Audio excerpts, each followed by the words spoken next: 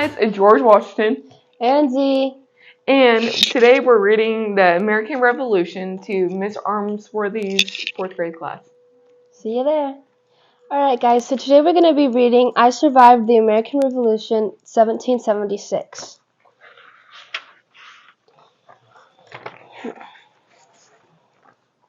Chapter 1. August 29th, 1776, Brooklyn, New York. Nathaniel Fox was too young to be fighting in the Revolutionary War. He was only 11 years old. But here he was on a blood-soaked battlefield in Brooklyn, New York. Thousands of British soldiers were on attack, and Nate was sure that he was going to die. Gunfire cracked through the air. Canyon blasts shook the ground.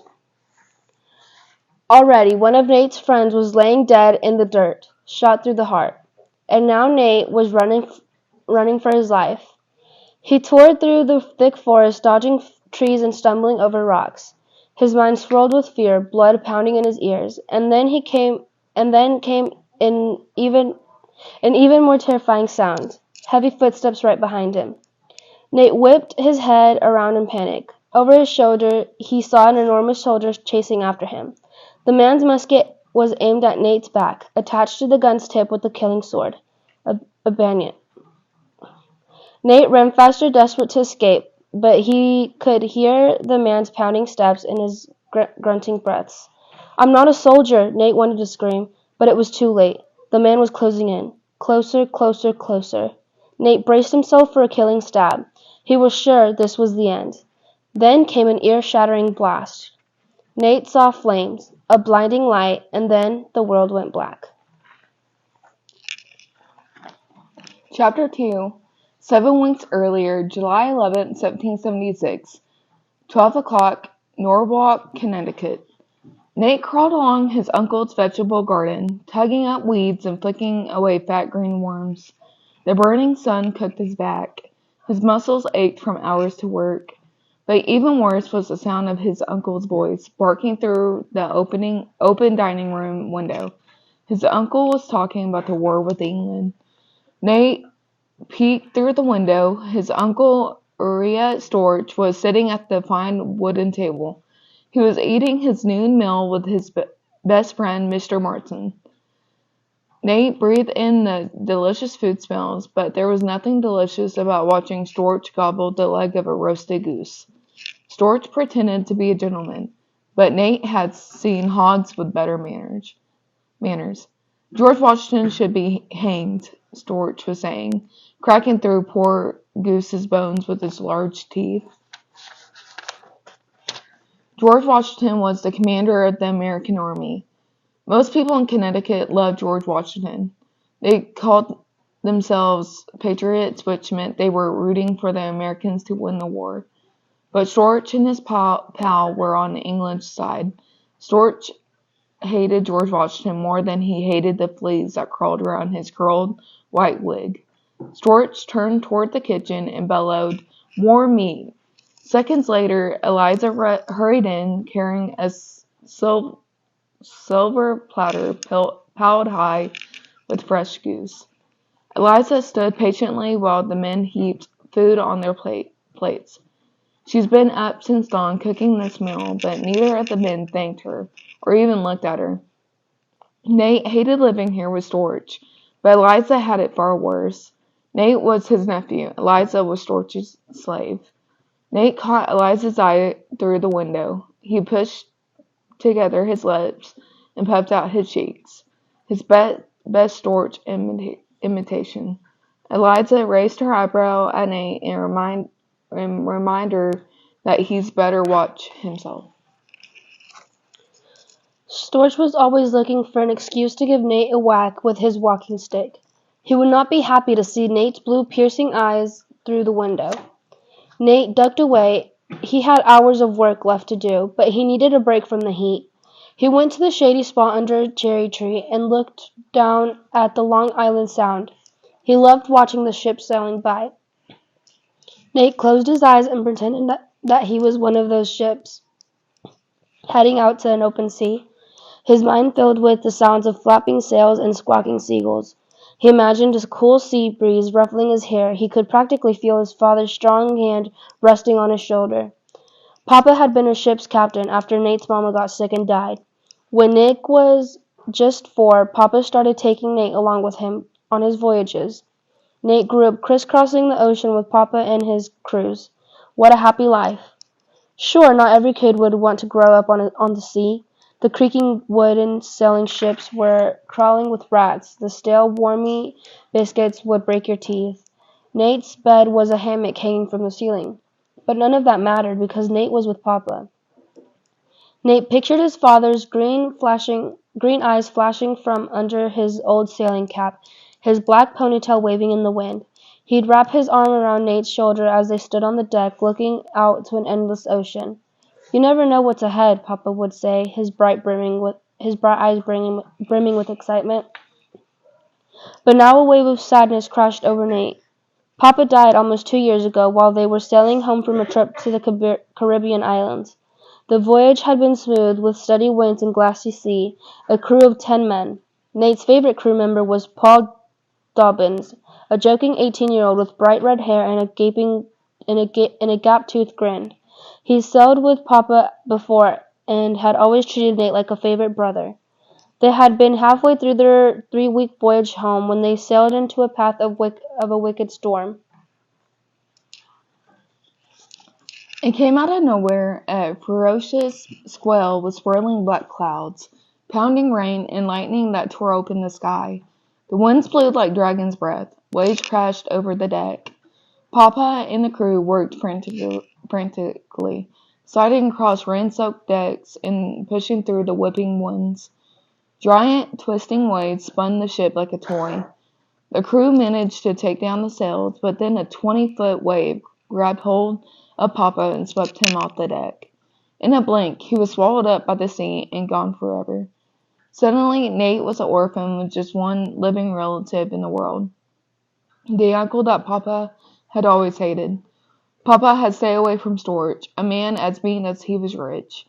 Storch was the last person Papa would have wanted Nate to live with, but where else could Nate go? Paul had promised to stay in touch. He hugged Nate tight and sworn he would always look after him. We're blood, you and me, he said. But that was just talk. Nate hadn't heard a peep from Paul in 2 years, and he had no idea why. Nate knew he should be thankful that Storch gave him a home. Plenty of orphans ended up as beggars. At least Nate had family to take him in. Except Storch had never treated Nate like family. A stray dog was more like it. It was Eliza who made sure Nate knew he wasn't alone in the world. During Nate's first months with Storch, he was tortured by nightmares. He'd wake up and find Eliza sitting by his bed. She'd be gripping his hand tight, like she'd just pull him out of the churning sea. She was Nate's family now. Nate stood there under the cherry tree, his mind swirling with sad memories. He was so distracted he didn't hear the footsteps creeping up behind him. Something poked his back. A voice growled, "Back to work or I'll chop you up." Chapter 3. Nate stood very still. Are you a pirate? Nate asked. Yes, the voice said. A pirate. I want my treasure. Nate's heart lifted up. He whirled around to face his attacker, 3-year-old Theo, Eliza's little boy. He was waving his pirate sword, a spindly stick from the cherry tree. Theo was supposed to be napping, and out of Storch's sight, but there he was, wide awake. You are very fierce, Nate told his friend. Theo stood proudly, his brown eyes gleaming like polished gold. He'd been wild about pirates for months now, ever since Nate started telling him stories about his adventures at the sea. Theo waved his stick sword. Arg! He shouted in his most pirate-like voice. Nate grabbed Theo around the waist and picked him up. Theo's happy giggles rose up, wishing over Nate like a breeze.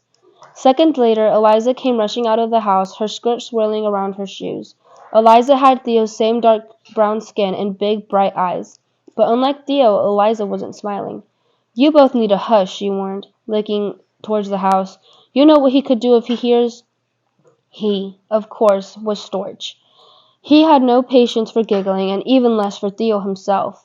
Eliza's worst nightmare was that Storch would sell Theo, just like he'd sold Eliza's husband, Gregory, a few months before Nate arrived. Eliza rarely talked about Gregory. It hurt her too much.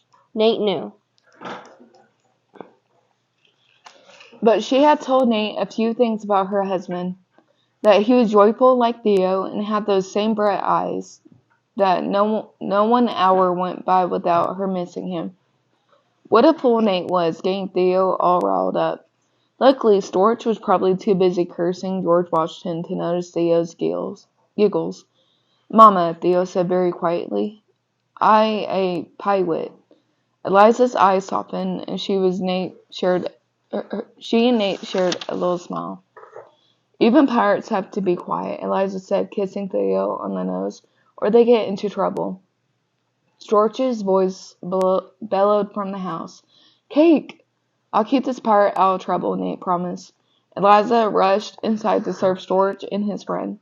Theo put his face close to Nate's. "Tell a pirate story," Theo begged. "Tell about Slash." Slash was Slash O'Shea, the greatest living pirate. Nate had grown up hearing Papa's stories about Slash, and Nate had shared most of them with Theo. Slash got his name from the dagger strapped to the stump where his hand used to be. Some pirates were nothing more than a low-life thief. They captured ships and stole everything they could. They murdered anyone who would get in their way. Not Slash. He never killed a man, and he gave some of his treasure away, mostly to orphans. He'd sneak into the cities disguised in ragged beggar's clothes and hand out gold coins to kids living on the streets. "I'll tell you a Slash story later," said Nate. "How about a song?" A grin spread across Theo's face. He loved when Nate sang shanties. The song sailors crooned as they did their work. Nate sang Theo one of Papa's favorites about the sun rising up over the sea. Soon enough, Theo's eyes were closed. Nate gently pried the stick sword from Theo's hand. He lifted his little friend up and carried him to a soft patch of grass. Then Nate went back to his weed and worms. Storch and Martin had finished their cake and were puffing on cigars. They were still talking about the war. "Don't worry, my friend. This war will be over soon," Storch was saying. "The king sent hundreds of ships. The big battle is coming any day. Washington and his army of traitors will soon be crushed." Marston nodded his jolly face in agreement. Nate didn't pay much attention to the war. He understood what it was about, whether the 13 American colonies should stay a part of England or become a country of their own. He remembered the late-night talks on Papa's ships. Nate would lie in his hammock and listen to Papa and men griping about England and King George. There was no mention of war back then. Most of the men were proud that America was part of England and the most powerful country on earth. But they hated paying so many taxes. The extra money England made, the colonists paid when they bought things like tea and paper. They started to see King George as a bully who didn't care about people who lived in the colonies. Their fiery discussions would last deep into the night. Nate would struggle to stay awake. He never wanted to miss a word they were saying. But now Nate didn't care about King George. It didn't matter to him who won the war. Whatever happened, he was pretty sure Eliza and Theo would still be slaves. Papa would still be gone, and Nate would be stuck here pulling up Scorch's weeds. Nate stopped listening to Scorch and Marston as time crawled by. The front door banged open, and Mr. Marston walked out of his waiting carriage. Storch stood outside and waved goodbye as he puffed on a cigar. It was right then that Nate realized that Theo wasn't asleep in the grass anymore. Nate scanned the yard until he spotted the little boy. He was next to the house, just a few yards from Scorch, and Theo had found a new pirate sword, an enormous stick, almost as big as he was. He was spinning around and around like a top, the stick whipping around him. Storch had his back turned and couldn't see Theo. Just then Theo stumbled. The stick slipped from his hand and flew surprisingly fast like a spear, and it was heading right for Scorch's head. Nate's heart stopped. He opened his mouth to scream out a warning, but it was too late. Thwack! The stick smacked Storch right in the back of the head. He cursed in pain, and then Nate's uncle fell to the ground like an empty sack. Chapter... just kidding. Alright, we stopped at the end of chapter 3, so if y'all want to keep on reading and take an AR test on this, y'all can. At the end of chapter 3. So it's the beginning of chapter 4. And we'll give your teacher the AR sticker. And yeah. The American Revolution. Oh, okay. Did you all like it? Yeah. Mhm.